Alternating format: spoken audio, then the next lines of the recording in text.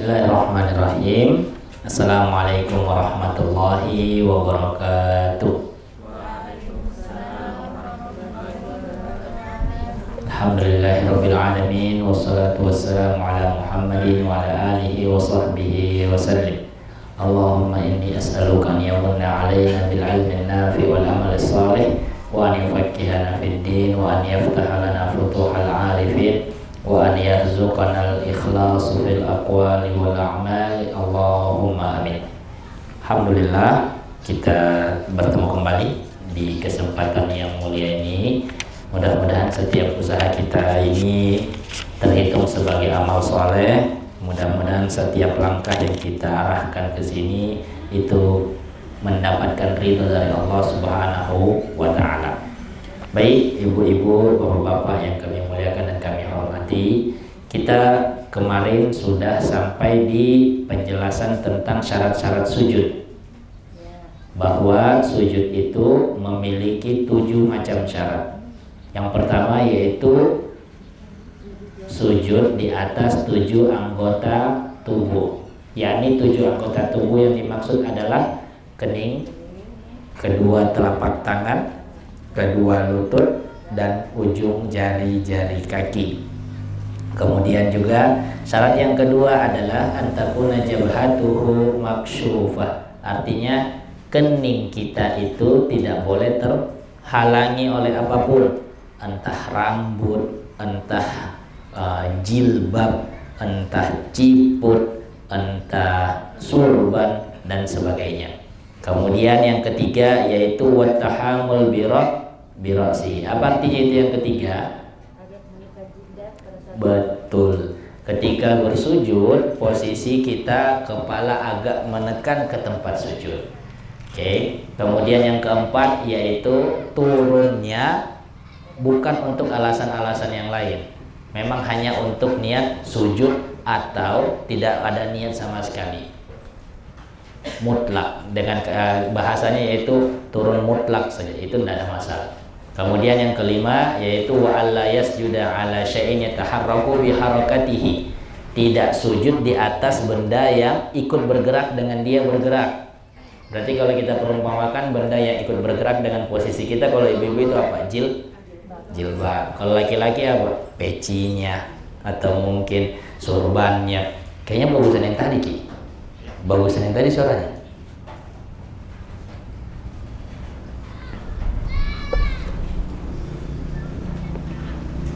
Kemudian yang keenam itu apa? Wa irtifa'u asfalihi ala alihi. Bagian tulang ekor kita itu harus lebih tinggi daripada bagian kepala. Jadi posisinya seperti 60 derajat. 60 derajat kemiringan kurang lebih. Kemudian yang ketujuh adalah tumakninah. Anggota sujud juga sudah kita sebutkan. Dan sekarang kita akan masuk ke pembahasan yang baru, yaitu tentang tasdidatut tasyahud. Bacaan tasyahud itu harus diperhatikan tasdidnya. Harus diperhatikan tasdidnya. Ada berapa total bacaan tasdid di tasyahud? 21. At-tahiyyatu 2 itu. Ta sama ya. Oke, coba berhitung sama-sama dulu. Jangan dulu dicatat. Berhitung sama-sama. At-tahiyyatu itu 2. Ta sama ya. Oke. At-tahiyyatul mubarakatus sholawatu. As-sholawatu. 3. As-sholawatut thayyibatu lillah. At-thayyibat 2 toh? Tok sama ya. Oke. Apa?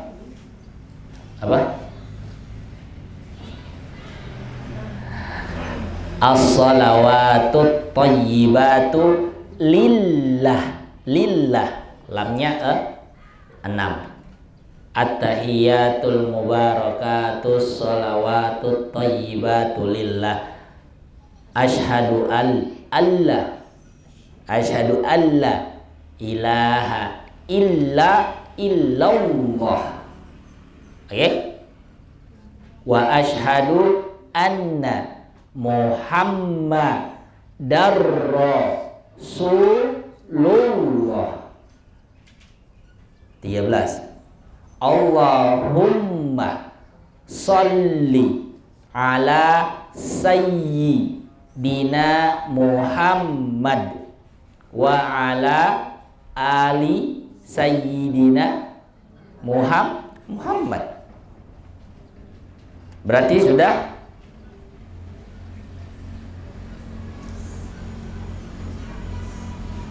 berapa?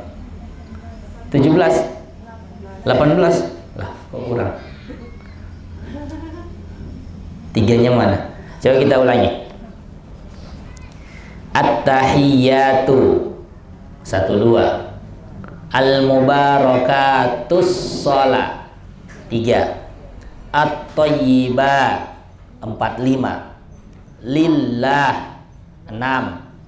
As-salah 7. Mu'alaika ayyuha 8.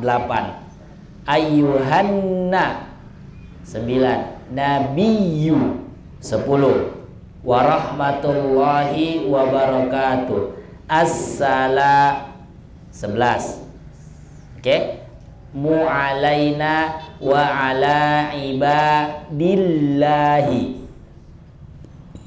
Assalamu alaina. Tunggu. Ayyuhan nabiyyu wa rahmatullahi. Kelupaan tuh. Wa rahmatullahi itu 11. Wa barakatuh. Assalamu alaina itu 12. Wa ala ibadillahi 13. As-solihin 14. Asyhadu alla 15.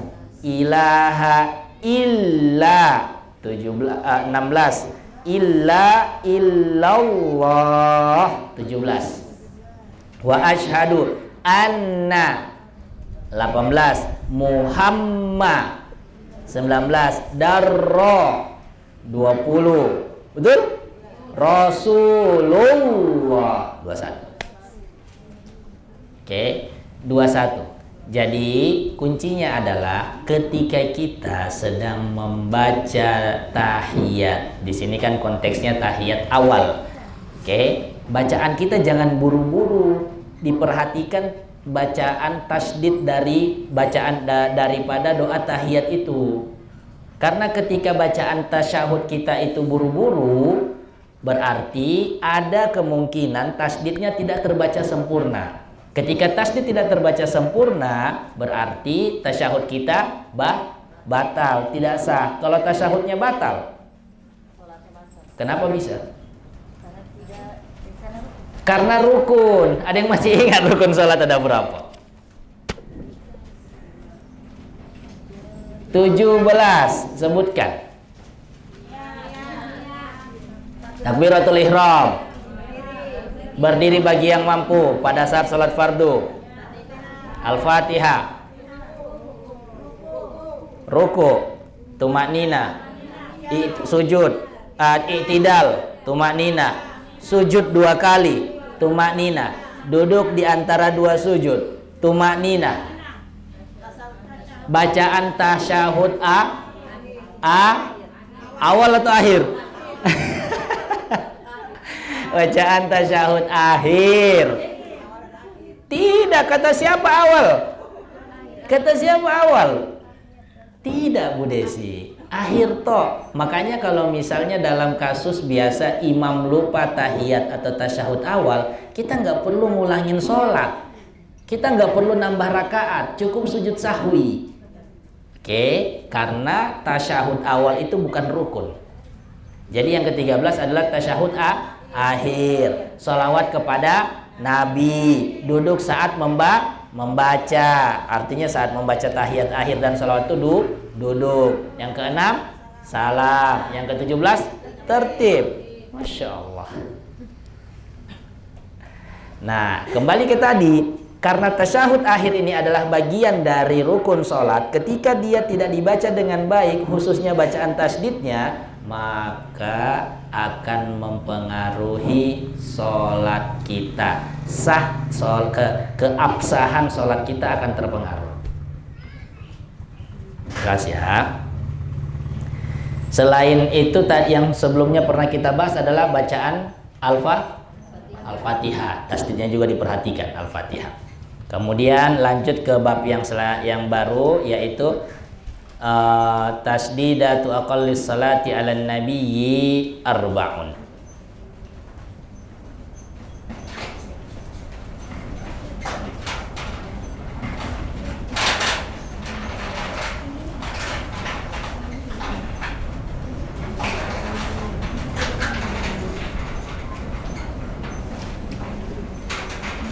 Oke. Di sini dijelaskan tentang bacaan paling pendek daripada sholawat kepada Nabi.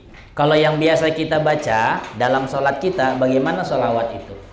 Allahumma sholli ala sayyidina Muhammad, yang pakai sayyidina, yang tidak juga tidak apa-apa. Wa ala ali sayyidina Muhammad kama shallaita ala sayyidina Ibrahim wa ala ali sayyidina Ibrahim wa barik ala sayyidina Muhammad wa ala ali sayyidina Muhammad kama barakta ala sayyidina Ibrahim wa ala ali sayyidina Ibrahim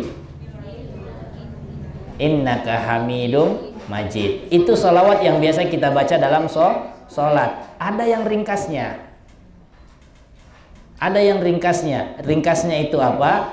Hanya 4 huruf, hanya 4 kata saja.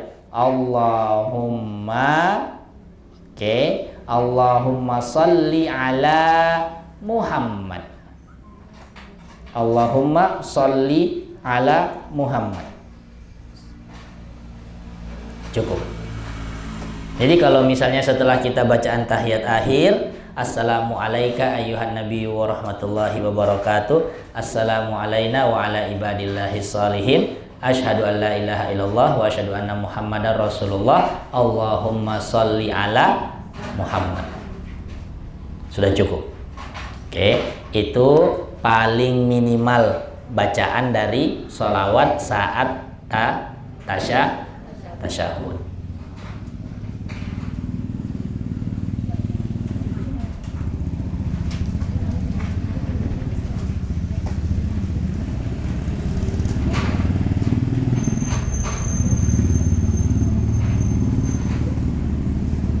Begitu juga tentang bacaan salam.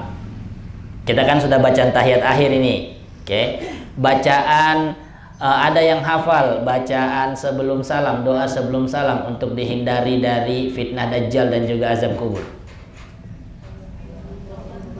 Angkat tangan. Angkat tangan yang apa?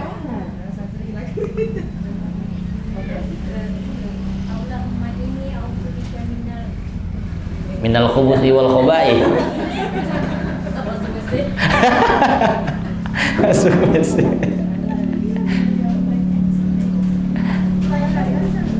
Allahumma inni a'udzubika min adzabi jahannam wa min adzabil qabr wa min syarril fitnatil mahya wal mamat wa min syarri fitnatil masihid dajjal. Kalau Ibu Wilianti hafalannya bagaimana? Hah? Kenapa tiba-tiba lupa? Coba. Tadi hafal kok, saya perhatikan.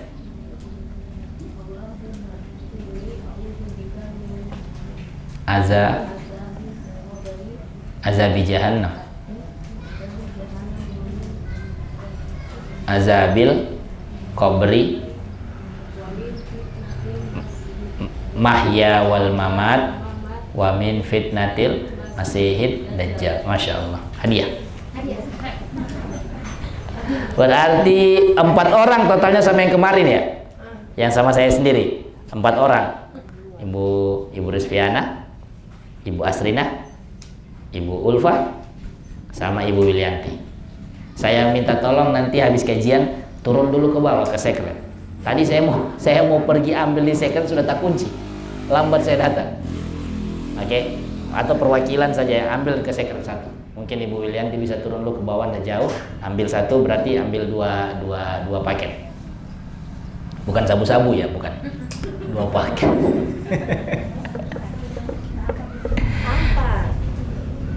Kok 4?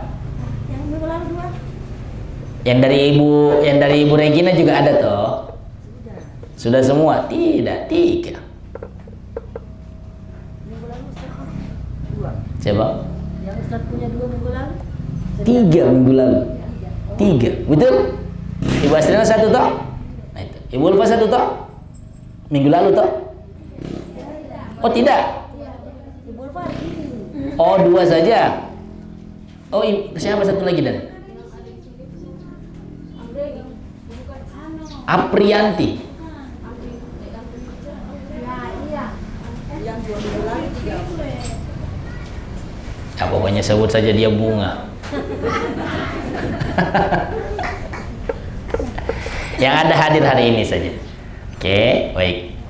Itu bagian paling minimal dari bacaan Allahumma sholli ala Muhammad. Bacaan apa? Bacaan apa itu?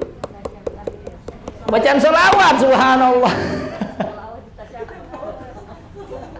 Bacaan sholawat. Kalau misalnya dia bacaan salam, biasa kan kita perhatikan ini, imam-imam itu ada berbeda-beda pendapat. Ada yang Assalamualaikum warahmatullahi wabarakatuh. Ada juga yang cuma Assalamualaikum warahmatullahi. Ada juga yang Assalamualaikum. Ada yang begitu? Belum pernah dapat?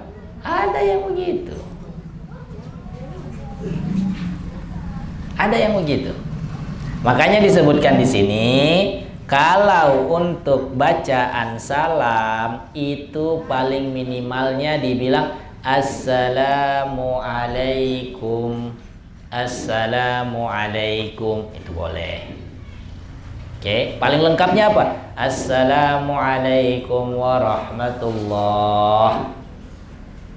Assalamualaikum warahmatullahi. Demikian. Itu untuk bacaan salam. Oke, kita masuk lagi ke bab yang baru tentang waktu-waktu sholat.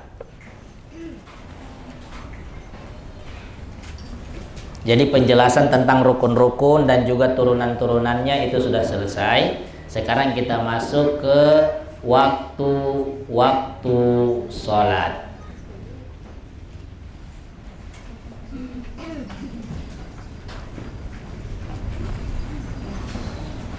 Ini secara khusus yang kita bahas adalah sholat 5 waktu.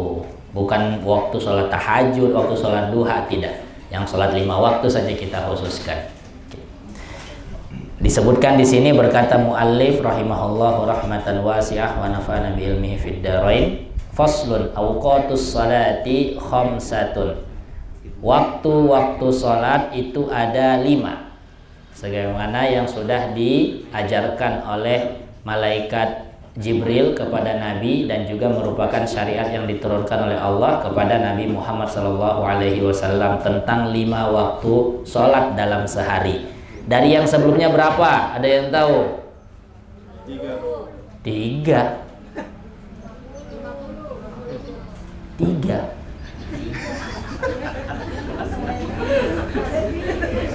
Seumur-umur saya ikut biasa Isra Mi'raj, baru ini saya dengar itu Nabi disuruh sholat sehari 3 kali.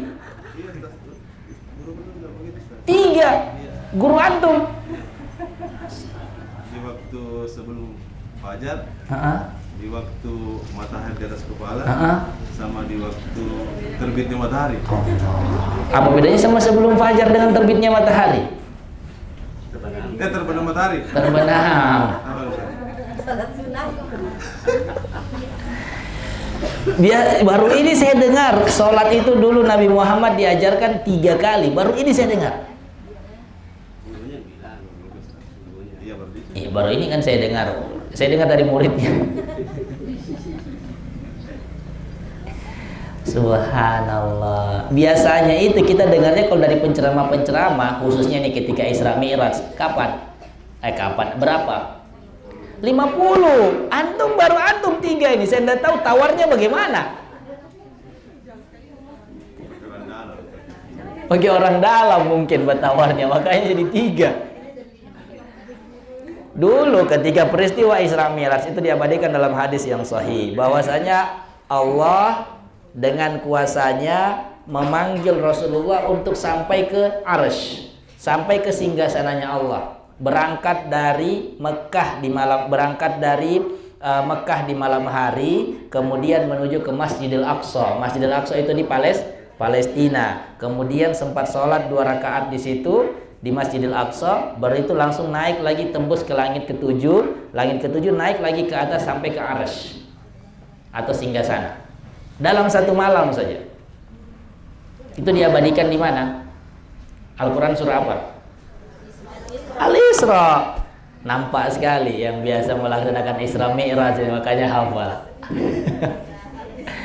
Al-Isra, subhanalladzi asra bi 'abdihi lailam minal masjidil harami ilal masjidil aqsa alladzi barakna haulahu linuriyahu min ayatina. Segala puji bagi Allah yang telah asra itu apa? Memperjalankan malam hari. Jadi kalau kita lagi sedang perjalanan malam hari, mungkin misalnya dari Palu ke Gorontalo jalan malam hari, itu bahasa Arabnya namanya Isra. Gitu. Mau kemana Komi? Mau Isra dulu saya. Isra.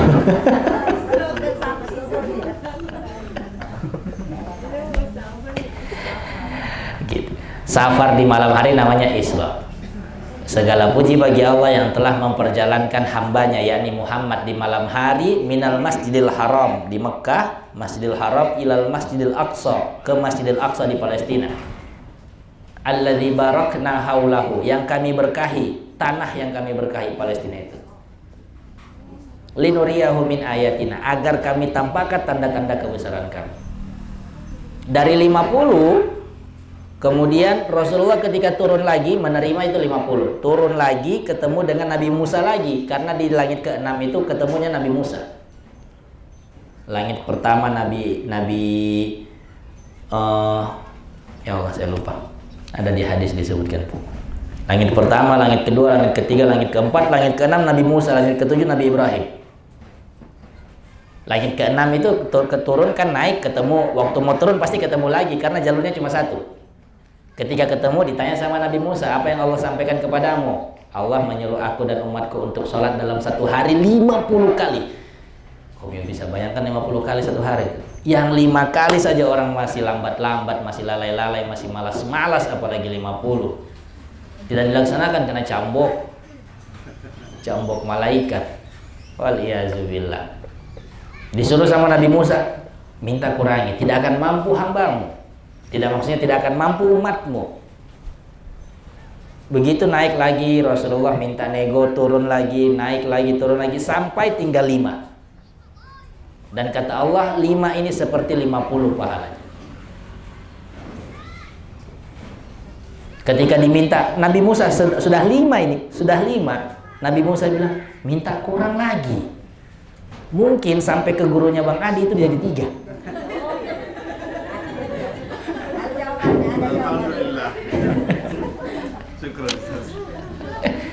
Tapi setahu saya yang hadis sahihnya itu cuma sampai 5. Begitu. Cuma sampai 5. Rasulullah bilang, saya sudah malu. Kurang lebih begitu bahasanya. Saya sudah malu, sudah banyak sekali Allah kasih saya keringanan. Malu saya untuk minta lagi kalau misalnya mau dikurangi lagi dari 5 ini.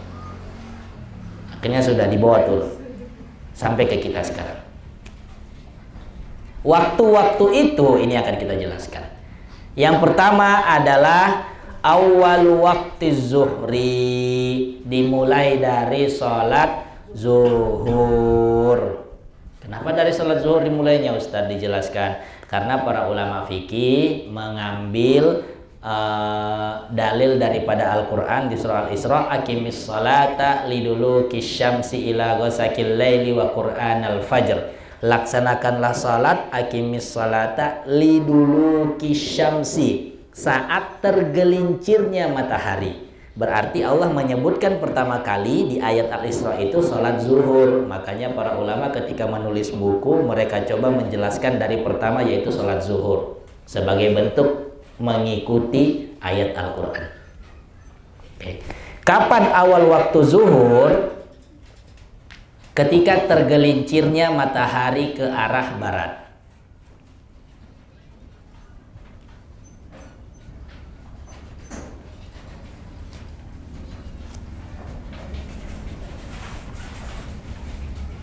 Tergelincirnya matahari ke arah barat sampai kapan? Sampai batas ketika bayangan benda itu sama tinggi dengan benda asli. Ghairu zillil istiwa, di luar daripada bayangan istiwa. Istiwa itu apa? Istiwa itu posisi ketika bulu syamsi ila wasatis sama, ketika posisi matahari itu berada di atas benda vertikal gitu. Jadi kalau Syekh Labib menjelaskan seperti ini, kata beliau, di Yaman, di tempatnya itu dahulu masjid-masjid di depan mihrab, di bagian mihrab ini kan namanya mihrab. Di depan mihrabnya itu dipasang tiang yang didesain sedemikian rupa dengan atap masjid sehingga tiang itu bisa menjadi penunjuk waktu. Apakah sudah masuk waktu sholat atau belum? Dari tiang itu nanti ada bayangan di bawahnya, kena matahari dia memantulkan bayangan. Gitu. Oke. Jadi di sini kita bilang waktu zuhur.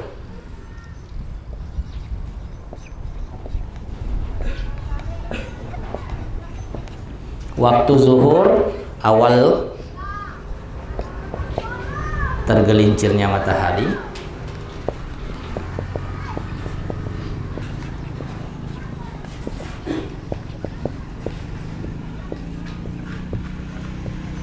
akhir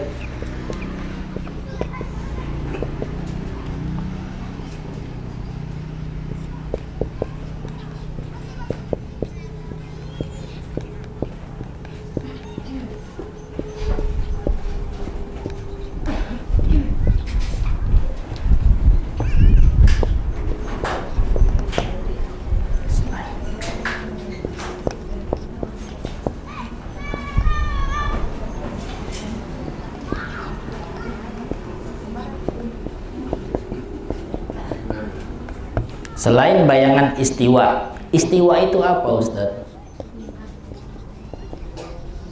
Istiwa itu adalah posisi matahari berada di atas benda.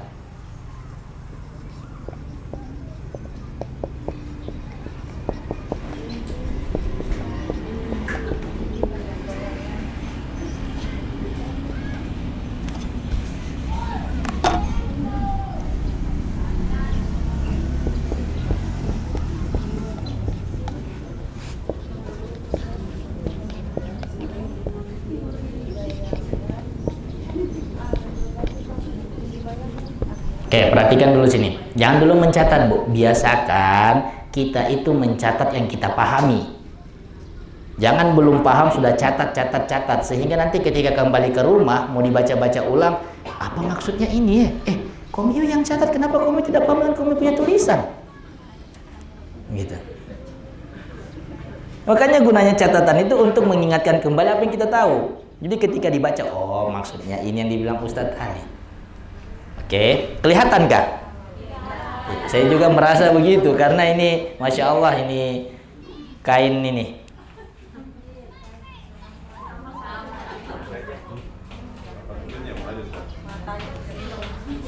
Silau. Gini. Boleh. Begini. Begini? Oke, baik. Di sini kita punya 3 poin. Pertama itu awal waktu zuhur, kedua itu akhir waktu zuhur, ketiga yaitu istiwa. Awal waktu zuhur saat tergelincir matahari ke barat. Akhir waktu zuhur tinggi bayangan sama dengan bendanya. Karena posisi bayangan itu, Bu, ketika dia awal matahari tergelincir ke barat, itu posisinya lebih panjang dari bendanya. Lebih panjang dari bendanya. Kemudian makin ke barat, makin ke barat, makin ke barat, makin pendek, makin pendek, makin pendek, sampai posisi dia sama tinggi dengan bendanya. Begitu. Nanti ketika mau masuk ke ke tempat terbenamnya, kan semakin ke sana. Posisi bayangan nanti itu akan berubah lagi. Dari habis menuju makin panjang, makin panjang, makin panjang. Gitu. Nah, di sini dikatakan selain bayangan istiwa. Maksudnya bayangan istiwa itu apa? Istiwa adalah posisi saat matahari terletak satu garis di atas benda. Pas di atas, satu garis di atas kita. Jadi begini penjelasannya.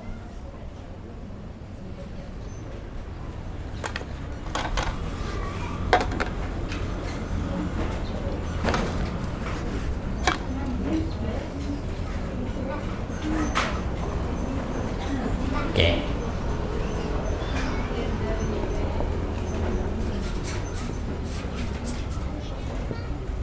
Ini timur, ini barat. Ini posisi matahari. Oke. Jadi posisi misalnya ini matahari sudah menuju dari sini sini menuju ke sini. Oke. Paham ya? Oke. Posisi istiwa itu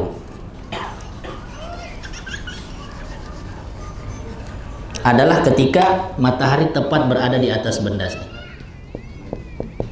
Ini istiwa. Dan menariknya, ketika posisi matahari pas berada di atas satu garis vertikal dengan benda, itu ternyata bayangan tidak sepenuhnya hilang. Dalam beberapa kasus ada muncul sedikit bayangan.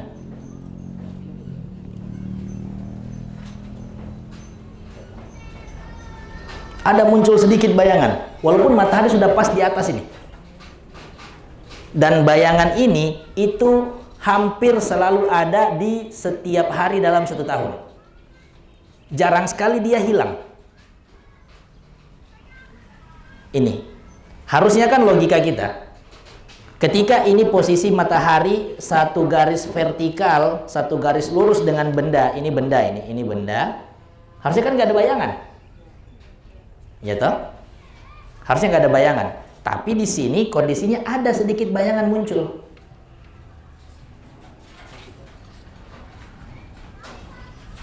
Lah, kok bisa Ustaz? Kuasa Allah. Cuma itu jawabannya. Makanya para ulama sebagian berpendapat bahwasanya bayangan itu makhluk sendiri, tidak terpengaruh dengan matahari. Tidak ada matahari, bayangan tetap bisa muncul kalau Allah mau ciptakan. Apa dalilnya Pak Ustaz? Dalilnya ada dalam Al-Quran. Di ayat perkataan Allah Subhanahu wa taala,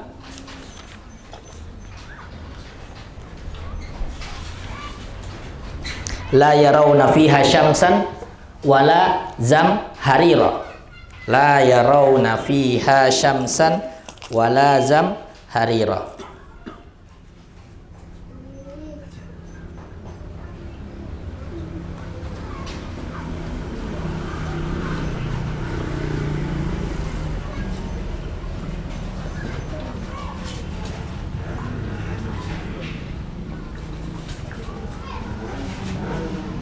Dalam surah Al-Insan halaman 579, muttaqiina fiha 'alal araiki la yarawna fiha syamsan wala zamharira.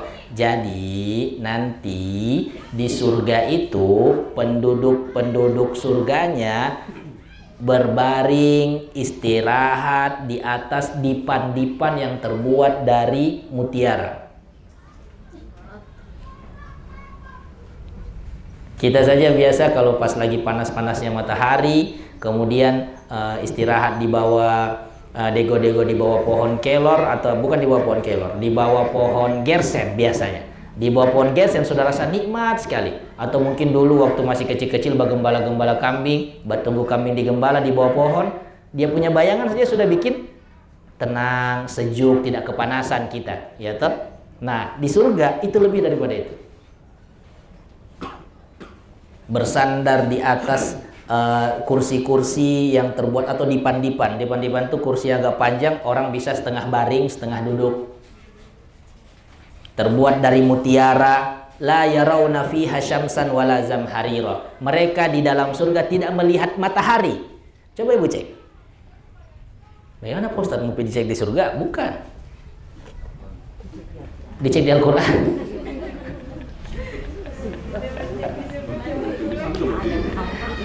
Ini kalau semua dicek di surga sudah kembali itu. Allah bilang di surga itu tidak ada matahari, tidak ada matahari, tidak ada juga zamharir. Zamharir itu apa? Hawa yang mendingin, yang dingin sekali. Gitu. Makanya di neraka itu ada, Allah jelaskan bahwasanya ada neraka beku. Ada neraka beku. Orang disiksa dengan dinginnya cuaca, dinginnya suhu. Waliyazubillah. Oke, Al-Insan, di surah Al-Insan halaman 579 ayat 13 Allah menjelaskan bahwa di surga tidak ada matahari. Tapi perhatikan. Ukuluha daimun wazilluha. Di ayat yang lain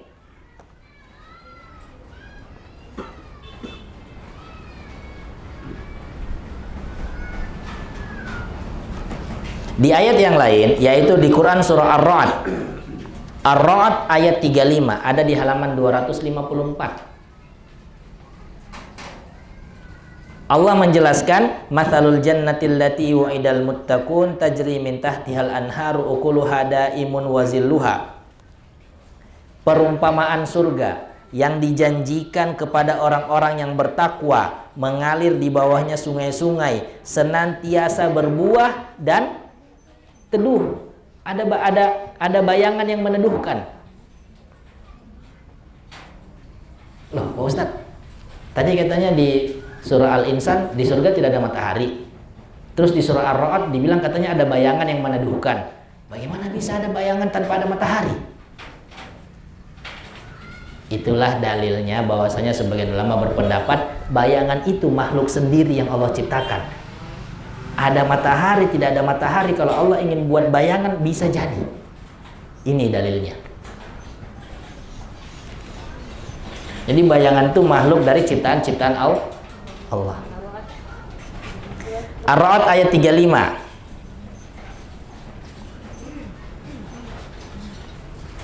Kalau tadi Al-Insan ayat Al-Insan ayat 13. Oke, kembali kita di sini. Kita kembali ke garis istiwa. Nggak usah jauh-jauh dulu ke surga. Istiwa dulu, sholat zuhur dulu. Dikatakan akhir batas waktu zuhur adalah tinggi bayangan sama dengan bendanya selain bayangan istiwa. Di sini kita dapatkan bahwasanya ini namanya bayangan istiwa. Berarti akhir waktu zuhur kalau misalnya bendanya ini 1 meter. Oke. Bayangan yang dimaksud sebagai akhir batas waktu zuhur adalah misal di sini. Di sini adalah batas 1 meter juga tinggi bayangannya. Oke. Tinggi bayangannya. Bendanya 1 meter, bayangannya 1 meter. Ditambah dengan ini. Paham? Jadi kalau mau diukur, lebihnya 1 meter lebih sedikit. Karena di luar bayangan istiwa. 1 meter lebih sedikit menghasilkan bayangan istiwa. Bukan. 1 meter dihitungnya tinggi bayangan itu di luar ini, di luar bayangan istiwa. Jadi dari sini ke sini dia dihitung 1 meternya. Masing-masing di sana baru kembali 1 meter. Tidak.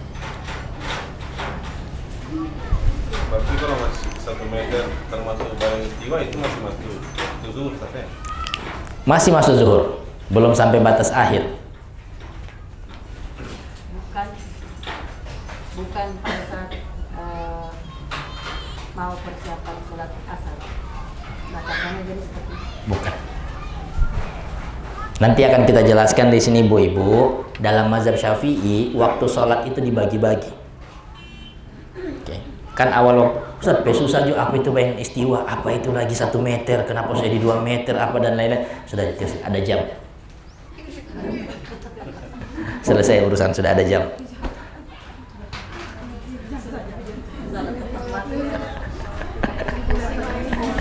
Kalau masih ada jam tuh, artinya kan kita ini masih pada zaman yang teknologi itu masih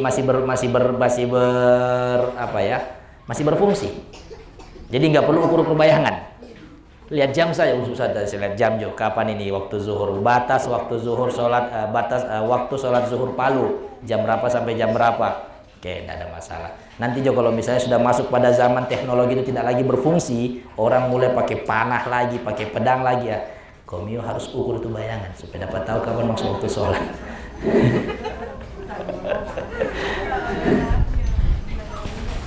Akan datang nanti masa seperti itu. Begitu sudah disampaikan oleh Rasulullah. Oke, begini. Ini saya hapus ya.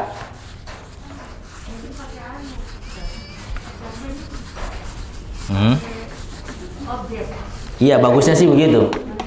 Iya, bagusnya begitu. Cuma kan posisi sekarang ini kita tidak ada lagi matahari di atas. Istiwanya itu harus dia pas matahari zuhur. Tidak bisa. Karena kita tidak di ruangan gelap dan juga tidak ada cahaya-cahaya yang bisa menggantikan matahari, benda dan lain-lain. Kecuali kalau ada di lab IPA misalnya, tidak ada masalah. Yang jadi pertanyaan lagi, siapa besok yang jam tengah hari mau dikasih berdiri di depan sekret? Jadi objek. Ya guys, hari ini kita akan coba bikin yang namanya Zilul Istiwa. Kita praktek langsung. Gitu, nanti insya Allah.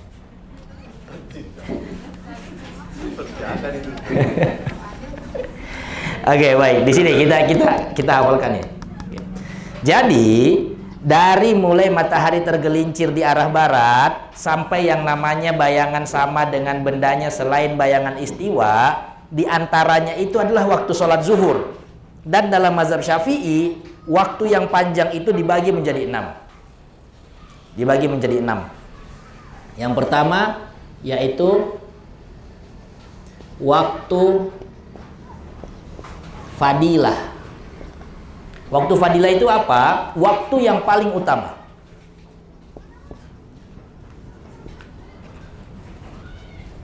Dibagi menjadi 6. Yang kedua, waktu ikhtiar. Yang ketiga, waktu jawaz. Yang keempat, waktu yang diharamkan. Yang kelima, waktu darurat. Yang keenam, waktu uzur. Mazhab Syafi'i ini. Perhatikan dulu di sini. Apa penjelasannya semua itu, Pak Ustaz? Fadilah lah, ikhtiar lah, jawaz lah, diharamkan, darurat dan uzur. Oke. Pertama, waktu fadilah. Yang paling utama sholat di awal waktu. Itu namanya waktu fadilah. Awal waktu.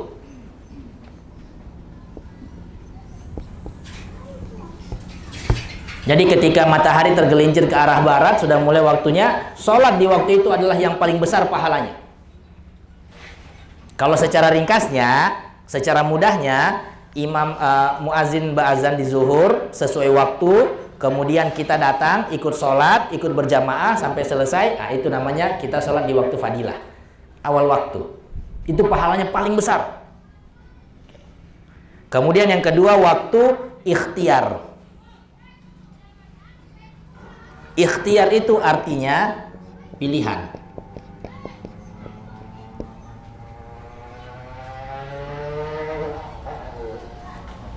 Kita bisa memilih untuk mau sholat di awal waktu atau di luarnya. Maksudnya di luar itu lewat daripada awal waktu. Oke? Lewat daripada awal waktu. Misal, ibu-ibu ada pekerjaan di kantor, tidak bisa ditinggalkan. harus diselesaikan saat itu juga. Akhirnya sholat kita maunya tadi di awal waktu, nggak bisa kita laksanakan di awal waktu karena kejar deadline. Akhirnya sholatnya mungkin jam 1 siang. Dari waktu zuhur mungkin jam 12:15. Berarti 12:15, 16, 17 itu awal waktu. Itu fadilah. Jam 1 siangnya itu maksudnya ikhtiar. Selesai awal waktu, oke, selesai sholat berjamaah, itu sudah masuk waktu fadilah. Waktu fadilah lagi, ikhtiar. Sholat di waktu ini merupakan pilihan kita. Kita memilihnya, oh ya saya mau sholat di luar waktu utama. Tapi masih boleh, hanya pahalanya tidak sebesar pahala di awal waktu.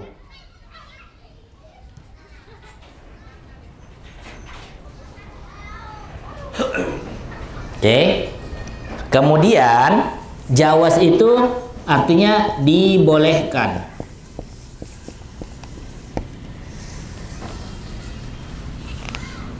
Di sini kalau disebutkan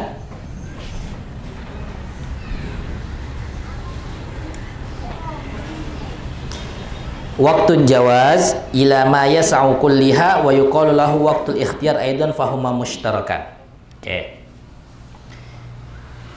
Waktu jawaz itu adalah ketika kita masih bisa melaksanakan sholat dengan tenang. Dari awal sampai akhir dengan tenang. Jadi begini.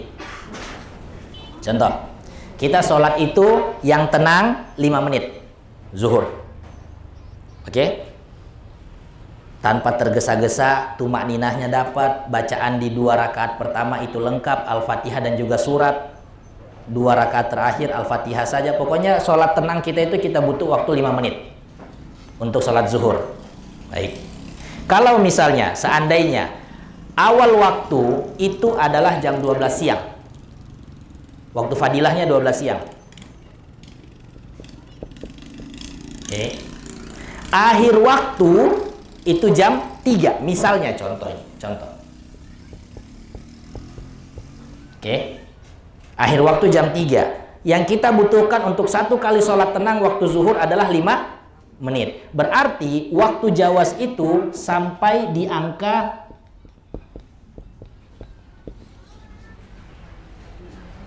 jam 3 kurang 5 menit. 5 menit sebelum akhir.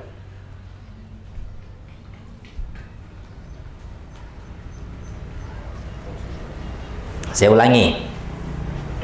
Bilanglah ini awal waktu zuhur adalah jam 12 siang. Oke? Berarti itu kalau awal waktu namanya waktu fadilah yang paling utama. Kemudian akhir waktu zuhur itu jam 15 itu jam berapa? Jam 3 sore. Oke? Kalau yang namanya waktu jawaz itu adalah ketika kita masih mampu melaksanakan sholat dengan tenang sebelum masuk waktu yang diharamkan. Kita katakan tadi untuk melaksanakan sholat dengan tenang kita butuh 5 menit. Berarti waktu jawaz itu adalah sampai 14.55. 5 menit sebelum waktu akhir.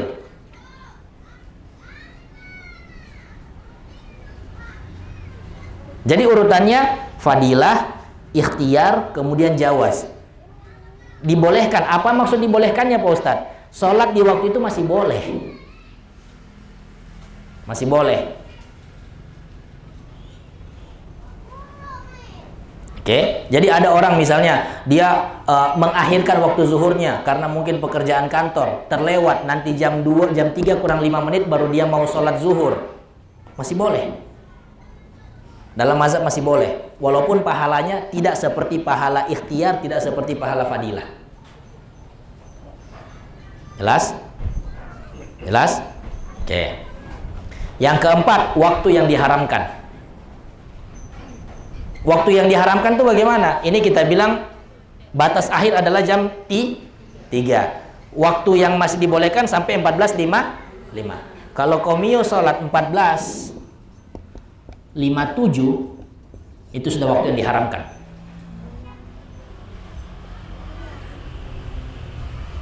57 itu sudah haram sholat. Kok haram sholat, Ustaz? Bagaimana? Apakah tidak boleh sholat? Salah. Maksudnya adalah haramnya ini dia mendapat dosa karena mengakhirkan sholatnya sampai di waktu itu. Waktu-waktu injury time. Itu maksudnya. Walaupun sebenarnya sholat zuhurnya tetap wajib dia laksanakan. Cuma dia mendapat dosa karena mengakhirkan waktu. Jelas? Jadi haramnya ini karena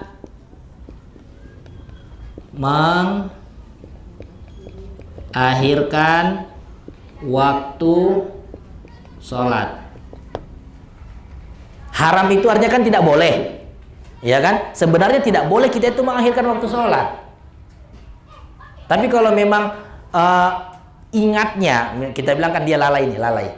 Oke? Ingatnya nanti di waktu itu, ya tetap harus dilaksanakan. Ustaz bilang kan itu waktu yang haram, tidak boleh orang sholat. Bukan begitu maksudnya haramnya. Paham ya? Paham? Alhamdulillah.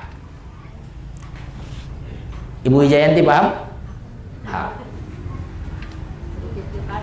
Berarti secara mudahnya orang yang sholat jam 3 kurang 3 menit, 3 menit lagi masuk waktu akhir, dia itu sudah berdosa. Sholatnya tetap diterima, tetap wajib, cuma dia sudah berdosa karena mengakhirkan waktu sampai waktu itu, sampai batas yang masuk injury time.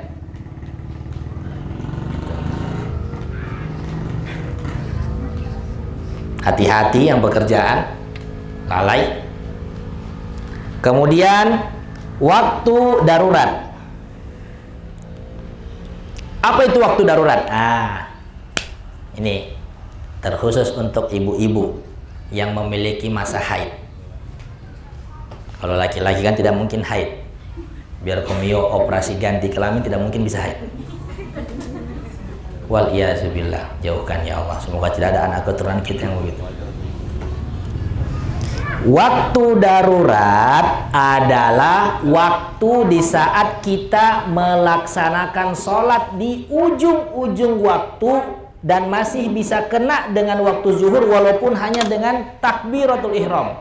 Artinya 14:59 lebih 58 detik. 2 detik lagi habis waktu ini.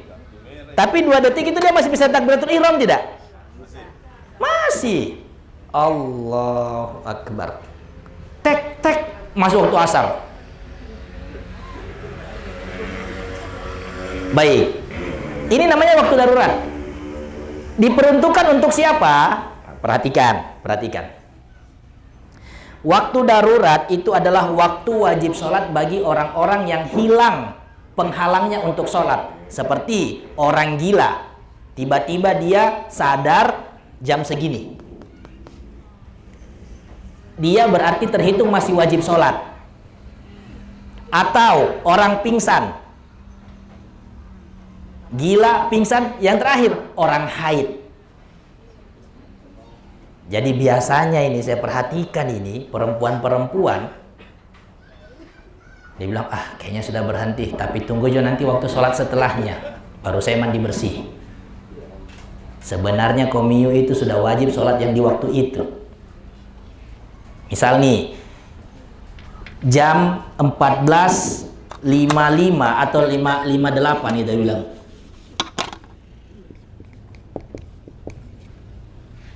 Komiyu punya haid sudah berhenti total. Oke. Ini masih masuk waktu zuhur enggak?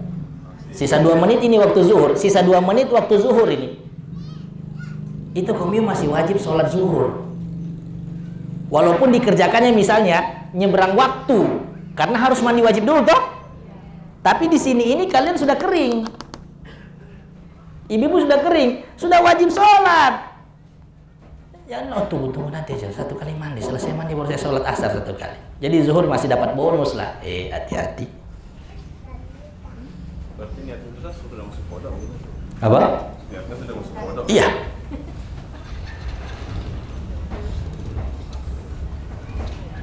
Waktu 2 menit untuk membersihkan. Apa? Butuh waktu 2 menit. Lebih dari 2 menit untuk membersihkan. Cuma yang kita ingin bahas ini adalah waktu dia kering secara utuh itu, sudah bersih secara utuh itu, masih ada sisa 2 menit lagi waktu sholat zuhur. Jadi sholat zuhurnya itu masih kehitung wajib untuk dia lakukan. Karena minimal waktu darurat itu ukurannya adalah Allahu Akbar, takbiratul ihram. Azan. Hah? Langsung azan. Itu makin azan. Langsung azan. Maksudnya pas Allahu Akbar, azan sudah asar. Azan asar. Gini,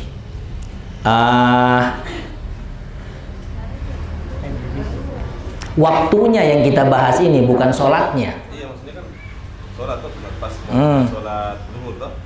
Tunggu, antum sholat di waktu ini apa alasannya? Antum baru sadar dari gila, atau misalnya baru sadar dari pingsan, atau mungkin istrinya baru habis haid. Anggaplah. Ya. Anggaplah gila-gila satu. Astagfirullahaladzim. Tidak, ketika antum baru sadar itu tidak bisa juga antum langsung sholat. Antum perlu mandi dulu, perlu wudhu dulu. Makanya maksud saya, yang jadi patokannya itu, kalau kita sadar masih ada sisa 2 menit, baru azan asar, itu kita sudah wajib sholat. Wajib sholat zuhur, walaupun nanti pasti dilaksanakannya itu di waktu asar. Paham? Gitu maksud saya. Masya Allah, bahasanya seperti itu, dikiaskan saja. Ini karena berguru pada 3 sholat dalam 1 hari. Ustaz, berarti itu kan tersisa waktu 2 menit. Misalnya haidnya sudah bersih. Perempuan itu kan cenderungnya ketika habis haid mandi wajib dilanjutkan dengan mandi biasa. Ketika dengan waktu 2 menit itu dia tidak Pasti tidak cukup. ya, tetapi dia hanya melaksanakan mandi wajib saja, tidak perlu dilanjutkan dengan mandi biasa. Tidak, kalau dia mau mandi biasa juga tidak apa-apa. Berarti harus terulur waktunya lagi. Tidak apa-apa. Makanya saya bilang, walaupun dilaksanakannya di waktu asar, yang jadi hitungan ini, dia sucinya itu masih ada sisa menit 2 waktu zuhur, 2 menit lagi sebelum asar. Jadi kita masih wajib zuhur, begitu loh. Walaupun dilaksanakan di asar. Jadi kaum ini tidak usah, sisa 2 menit lagi, mau cepat-cepat mandi. Tenang saja. Cocok. Zuhur dulu baru asar. Perhatikan ibu-ibu yang haid-haid, jangan suka menggampang-gampangkan sholat. Sisa setengah jam, dirasa sudah bersih. Nanti juga asar juga 1 kali. Mau mandi wajib dulu ini. Wah, masa ada. So wajib kami sholat.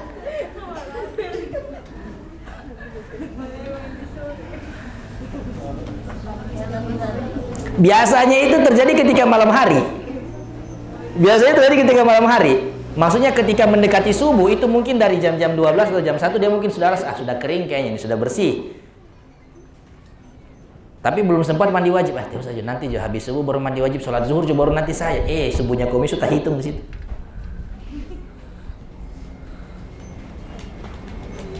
Paham? Paham, Bu? Ya Allah, saya sudah sampaikan. Kalau nanti prakteknya mereka beda, itu sudah jadi tanggung jawab masing-masing.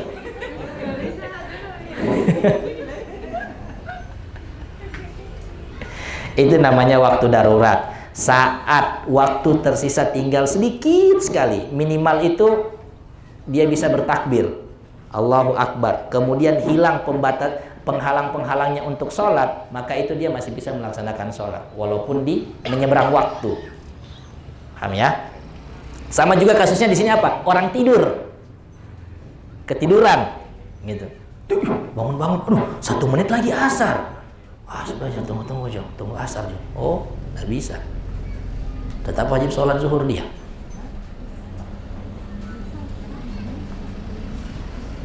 Jelas ya? Alhamdulillah. Terakhir waktu uzur. Waktu uzur itu apa? Waktu uzur ini hanya untuk yang jamak takdim. Jamak takdim. orang safar bepergian, kan dia punya keringanan untuk menjamak sholat. Oke, contoh dia mengerjakan sholat zuhur di waktu asar. Ya? Oh sorry, jamak takhir, sorry. Jazakallah khair. Jamak takhir. Jamak takhir maksudnya, bukan jamak takdim, jamak takhir.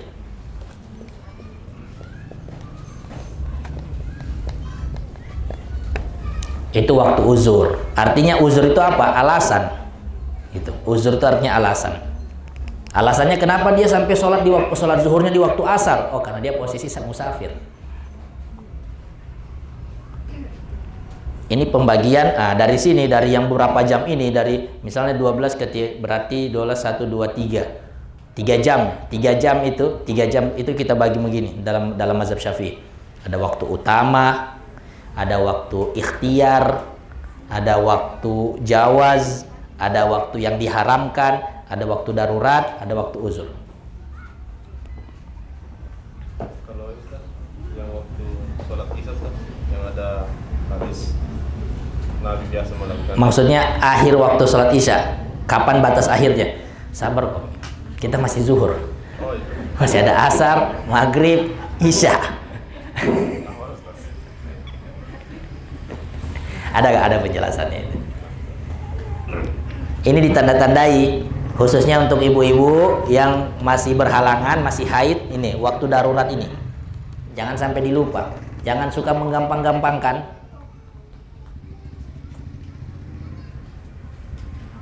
Mudah-mudahan bisa dipahami.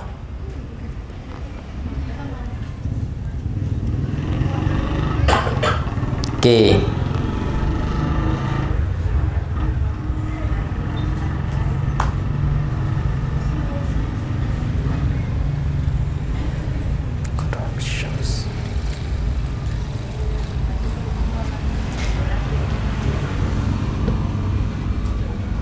Mau dilanjut waktu asar atau cukup dulu pertanyaan nanti? Lanjutnya pekan depan. Karena sudah jam 5.25. Cukup saya dulu ya. Kalau tidak ada bahasa iyo atau bahasa iya, berarti memang sebenarnya mau bilang cukup jauh Ustaz, cuma malu-malu. So capek dengar Ustaz baca ramai ini, cukup-cukup ya Ustaz. So ada urusanku habis ini. Ya, Ibu Ulfa dulu. Tidak apa-apa.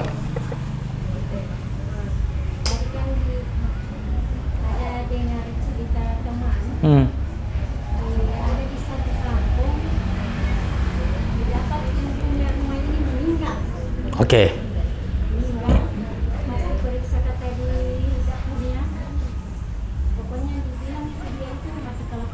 Astagfirullah.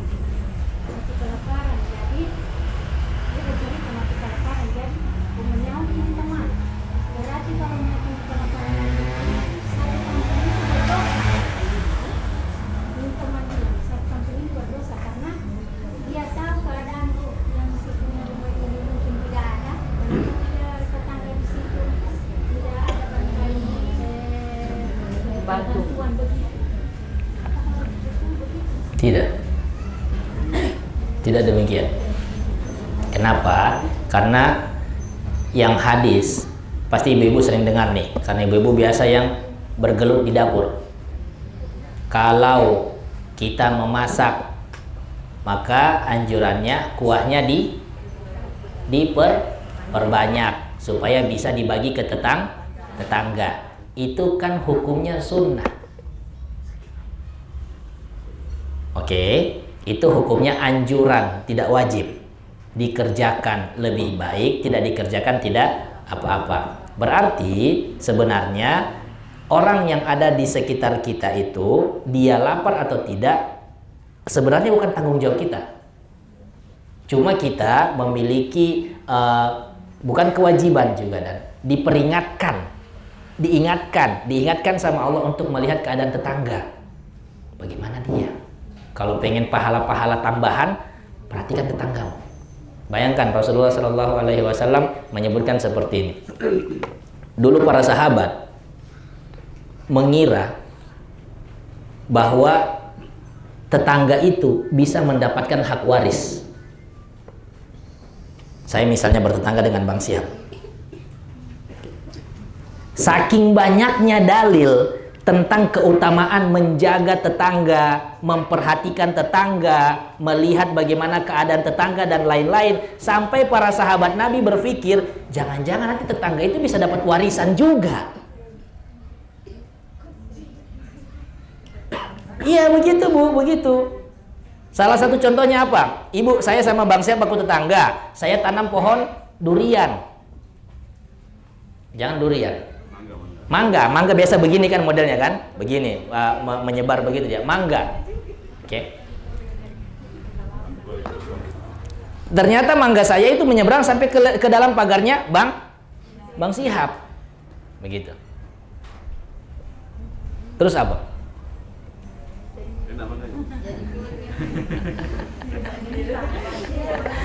Boleh jadi itu bisa diambil oleh Bang Sihab. Ya. Atau saya punya tanah lebih di belakang rumah, saya mau jual. Yang paling pertama ditawarkan itu harus tetangga dulu. Sunnahnya begitu. Komio mau beli tanahku, ada lebihnya ini.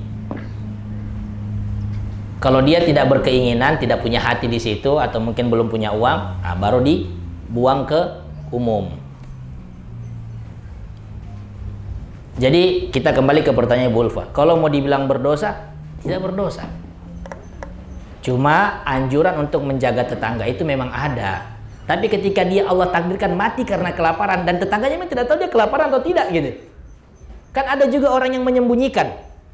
Paham toh? Ada biasa orang tidak mau memperlihatkan kalau itu butuh sekali. Cuma dia malu untuk bilang. Ternyata memang Allah takdirkan dia mati sampai dalam kondisi kelaparan. Kita mau apa? Ditambah lagi tetangga-tetangganya tidak paham agama. Gitu. Tidak ada masalah, tidak sampai berdosa. Allahu a'lam. Lanjut, Mia Caca.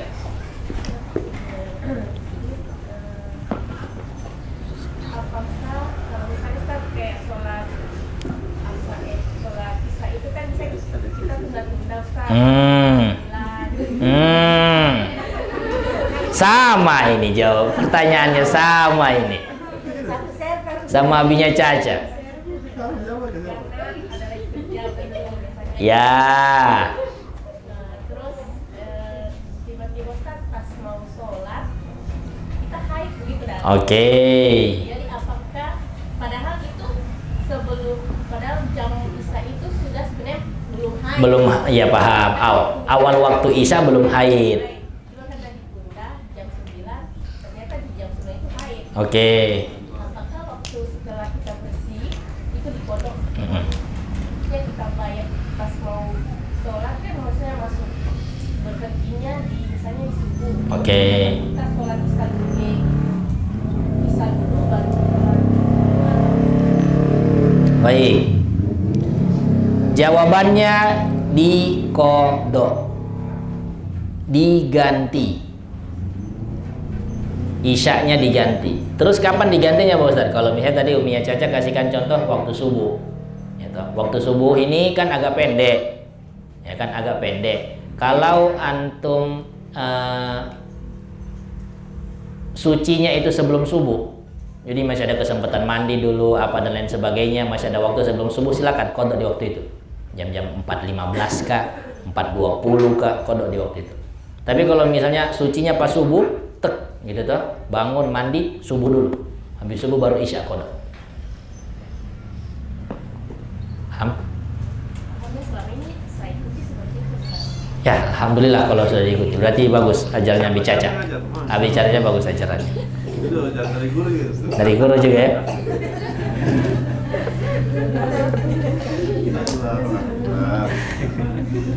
Dan kalau ada yang terjadi antara orang tua tidak kasih ingat itu apa sama-sama kekajian. Alhamdulillah. Ada lagi pertanyaan terkait sholat, masa suci, fenomena-fenomena aneh. Pom BW ada fenomena aneh hari ini? Belum ada. Tidak, alhamdulillah. Iya, panas sekali hari ini. Baru jam 8 sudah rasa panas, gimana? Beda-beda panasnya. Apa Kak Latifah? Assalamualaikum warahmatullahi wabarakatuh. Waalaikumsalam warahmatullahi wabarakatuh. Tadi Ustaz saya mau bertanya soal misalnya toh saya halangannya itu normalnya 7 hari. Halangan secara terus, tapi begitu di hari ke-8 atau di hari ke-9 saya halangan lagi. Tapi saya sudah sholat di hari malam ke-8-nya. Kira-kira saya itu sholatnya dosa tuh. Tidak. Jadi dosa tuh gimana? Tidak. Terus apakah saya terhitung halangan lagi atau hanya terhitung istihadah? Istilahnya apa ya? Ya, darah yang keluar di luar waktu normal. Iya. Ya, istihadah. Tidak, itu masih terhitung haid. Jadi yang pertama tadi jawabannya dosa sholatnya itu di antara dua waktu berhalangan itu, sempat suci di tengah-tengah, itu bukan dikatakan sholatnya haram, tidak. Oke. Kemudian yang kedua itu masih terhitung darah haid selama dia masih hari ke-9. Karena dalam mazhab itu batas paling maksimal 14 hari.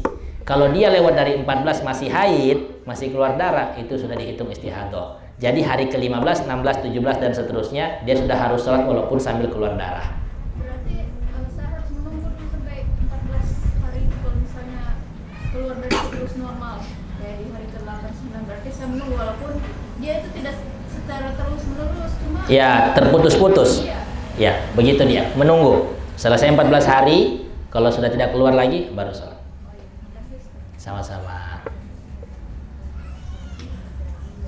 Pertanyaan sholat subuh tadi itu. Kenapa sholat subuh? Sholat subuh, sholat isya. Isya. Bisa dibahas, bisa dijawab. Sekarang, antum mau kemana? Tidak. Kan bahas pertanyaan kan. Ya sudah, tidak apa-apa. Akhir waktu isya menurut mazhab Syafi'i sebelum sholat subuh. Tapi kalau menurut mazhab Hambali, akhir waktu isya adalah tengah malam. Bagaimana kita hitung tengah malam itu? Dihitungnya Bu, Bapak, dari terbenamnya matahari sampai terbitnya fajar. Misal terbenamnya matahari sampai terbitnya fajar itu waktunya, rentang waktunya adalah mungkin 12 jam. Oke, 12 jam. Berarti tengahnya itu 6 jam. Kalau dia terbenamnya itu jam setengah 7 tambah 6. Berarti berapa itu? Setengah 8, setengah 9, setengah 10, setengah 11, setengah 12, setengah 1 itu setengah malam namanya. Begitu. Kan ada hadisnya Ustaz, pernah baca bahwa sholat di akhir waktu isya itu dianjurkan atau dibolehkan? Dibolehkan dan dianjurkan. Itu bagaimana itu Ustaz? Oke, baik. Atau karena ada usul, harus ada usul baru bisa dianjurkan? Baik. Begini, kita jelaskannya. Ada hadis yang menyebutkan bahwasanya sebaik-baik waktu isya yang diakhirkan. Oke. Sebaik-baik waktu isya yang diakhirkan. Pertanyaannya, apakah Rasulullah sholat setiap hari itu ditakhir isyanya? Ditakhir atau tidak? Tidak. Berarti tetap yang paling utama isya itu di awal waktu. Tapi kalau dimasukkan ke sini dia masuk waktu apa? Apa itu? Dimasuk waktu fadilah atau ikhtiar atau jawab dia? Dia masih ikhtiar. Masuk ikhtiar. Masih ikhtiar. Karena kita memilih toh. Kalau dari segi pahala Ustaz? Tetap yang di awal waktu. Tidak yang di awal waktu. Dari segi pahala tetap yang di awal waktu. Kemudian membahas tentang sholat isya.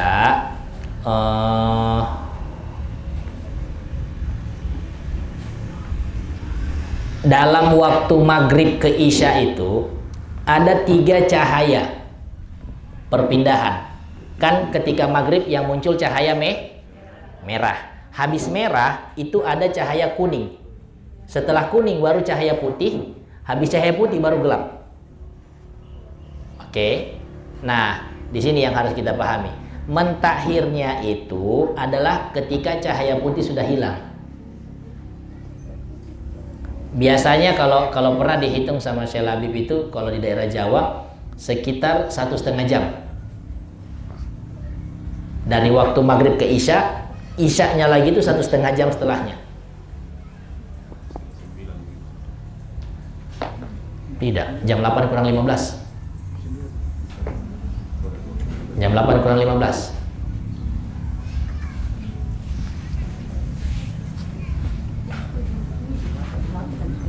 Coba dicek. Tadi sempat saya cek. Ini waktu sholat Palu hari ini. Waktu sholat Palu hari ini. Maghribnya 18 lebih 9. Berarti jam 6 lewat 10 menit, lewat 9 menit. Isyanya jam 7.22.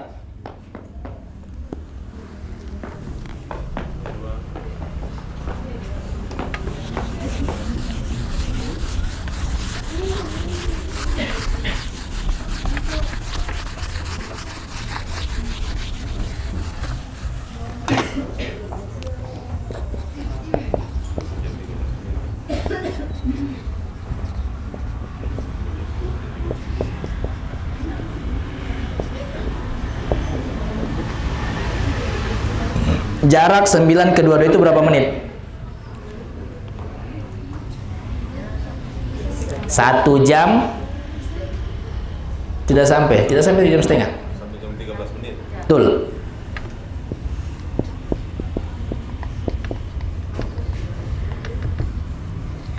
Satu jam 13 menit. Kalau mau diibaratkan 1 jam 13 menit ini, 3 cahaya tadi itu belum hilang semuanya. Cahaya merah, cahaya kuning, baru cahaya putih. Mungkin baru peralihan dari dari kuning ke putih. Makanya dianjurkannya kalau dihitung-hitung waktu sekarang ini, tambah lagi sekitar 1,5 jam baru hilang total itu cahaya. Berarti bisa jadi paling afdolnya itu isya di 19.39. Kan 1 jam 30 menit toh.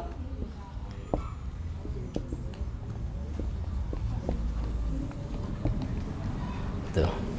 Ini baru azan. Azan isya. Kan kalau di penjadwalan sekarang ini isya aja. Berarti Ustadz kalau saya sholat isya di jam segini nggak sah sholat saya. Bukan tidak sah, masih sah. Masih sah, cuma kalau kita mau menghitung yang utama harusnya begini. Mundur-mundurkan sedikit. Tapi Ibu, Bapak, saya ingatkan terakhir.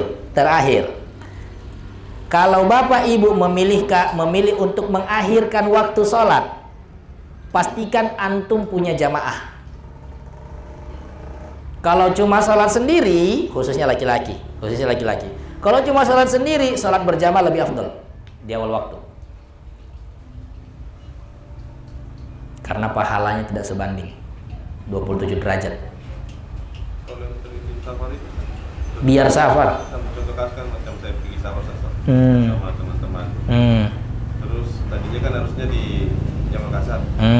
Jamak takdim. Di Jamak. Bisa ditarik ke Maghrib. Terus saya bilang, nggak usah jadi orang Jamak. Nah, kita orang kerjakan Isya, tapi di akhir waktu. Lebih afdal mana? Ini kan persis safar. Baik, lebih afdal di jamak takdim. Waktunya saja. Iya. Pertama, karena itu hadiah dari Allah. Dalam dalil disebutkan jamak itu adalah hadiah dari Allah untuk hambanya yang safar. Maka lebih baik kita menerima hadiah itu. Kedua adalah sebagian besar orang kalau safar sampai di tempat tujuan capek, mau melaksanakan sholat lagi capek.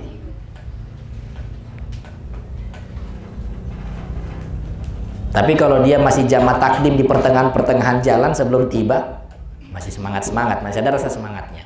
Gitu. Oke, itu catatan terakhir. Kalau mau mentakhir sholat, pastikan antum ada jamaah. Kalau tidak ada jamaah, sholatlah di awal waktu. Wallahu ta'ala a'lam. Kalau perempuan Ustaz bagaimana? Kita kan sholat di rumah. Nggak, perempuan kasusnya beda. Nanti bilang laki-laki yang khusus ini.